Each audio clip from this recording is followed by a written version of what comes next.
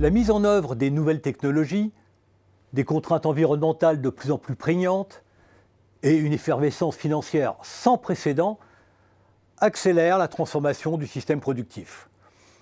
De fait, l'entreprise et l'économie mondiale sont entrées dans une période de mutation accélérée. Un monde hyper-financier, mais aussi hyper-industriel, où la distinction entre production matérielle et services est en voie de disparition. Quant aux nations et à l'État, des forces convergent pour en réduire le rôle au profit de grands opérateurs privés. Ces bouleversements se traduisent par un nouveau régime de croissance. En Occident, de nouveaux modes de régulation se mettent en place. Cela transforme profondément la place et le pouvoir respectifs des entreprises, de la finance, des pouvoirs publics. Mais cela change aussi le fonctionnement du marché et des relations de travail.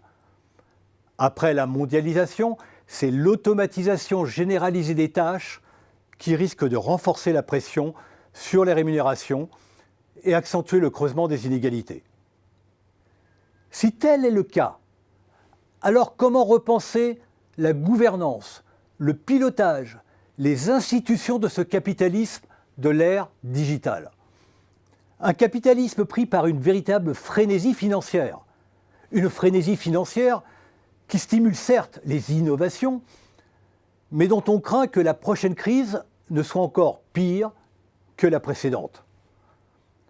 Voilà un univers concurrentiel où se multiplient les plateformes avec leurs effets de réseau et leur pouvoir de marché.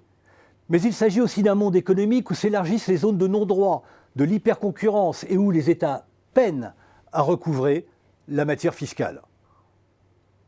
À tous les niveaux, on assiste à une accélération de l'histoire. Cette conférence réunit des personnalités aux compétences et expériences variées dans l'entreprise, la finance, la recherche économique et de gestion, le conseil et les études. Ils ont tous une expertise concrète des sujets qu'ils abordent. Je vous donne rendez-vous avec eux le jeudi 5 avril pour les écouter et en débattre.